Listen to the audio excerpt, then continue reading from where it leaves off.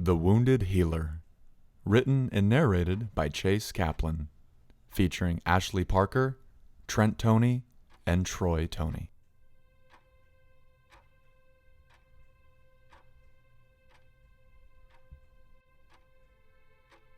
Upon a table of springs and screws laid a little tin robot, cracked and confused, unsure of how he came to be, with missing parts, an amputee.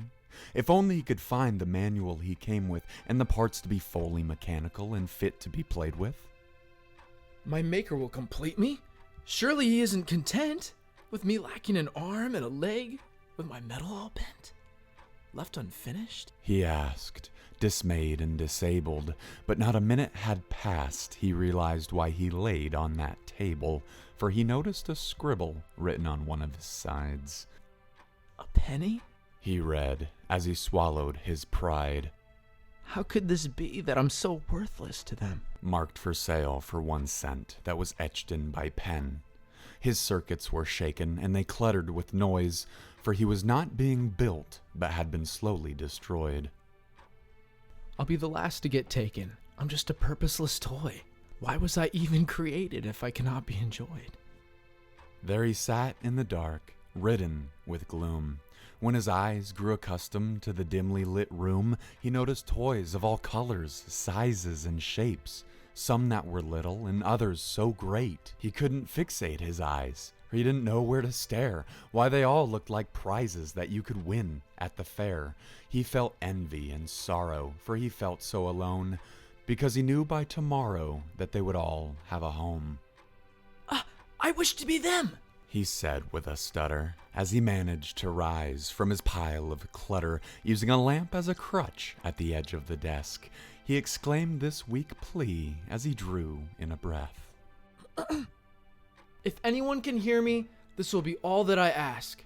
I pray that one day I can again be intact, so that arms want to hold me, so that I may hold back. Someone who loves me for my dings, my dents, and my cracks. Someone to save my existence, who feels just like home, as I'm persistent to cease this feeling of being alone.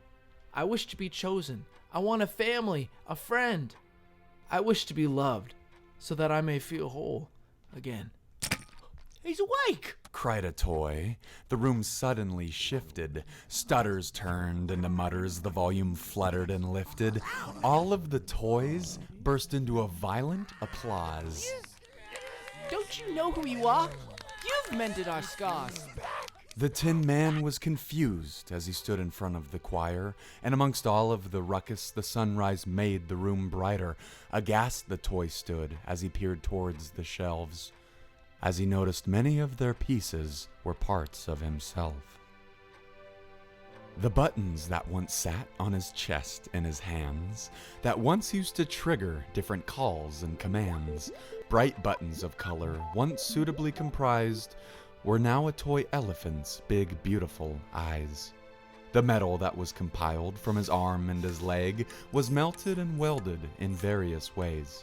It filled several cracks and fused numerous splays in some of their metal that had settled and ceased their decay. The wires that fired from his head to his hips now mended tears within thread that had used to be ripped. His belt made of felt that once held all of his gear now filled a patch that reattached a teddy bear's ear. The tires he required to be stored under his feet were acquired by a small truck that just wasn't complete. Its wheels had bore holes that would deflate and leak air, so for many weeks in a row it had sat and stayed there on the shelf by itself and never brought home, simply because it was unable to roam. The Tin Man looked down at these pieces he'd missed and tried to remember when they used to exist. He couldn't recall what he had once known. His system had missed them, these memories once owned. For he'd lost the fabric of thought that he had once sown, because even his hard drive now belonged to an identical drone. The crowd leaned in close to observe his reaction, not subject nor exposed to any other distractions. The room grew still as they craved his next word, but a long deep sigh is all that they heard. They immediately inferred that he was greatly displeased until the little bot stirred and fell to his one dainty knee.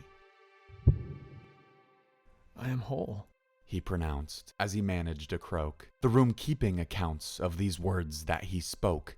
You heard what I said, and that's all that I asked. How I preferred to mature until becoming intact. But I'm sealing your arms and in the bone in your back. I have fixed all your dings, your dents, and your cracks. I was built to assist, and this is my home, for I exist in you all, and I do not feel alone. I've been chosen. I found them, my family and friends. By love I am fixed, and feel whole again. You exist in us all, but one, a toy shyly professed. There lies a doll in the back, asleep on the desk. She's been here since you have. You two were the first to arrive. We've heard stories and legends about the tales of your lives. You failed to awaken one morning. A creator thought you had died, so she malfunctioned herself and she laid by your side. Though the day is now here, for you have finally awoken, but it appears as if she is still crippled and broken. The little toy's neck creaked as it turned, and there all along was a love he'd once earned, lying soft and still towards the back of the desk. So he crawled from the lamp to the side of her dress. It was a beautiful doll, with anatomy so bliss, but it appeared to be her battery that she had still missed.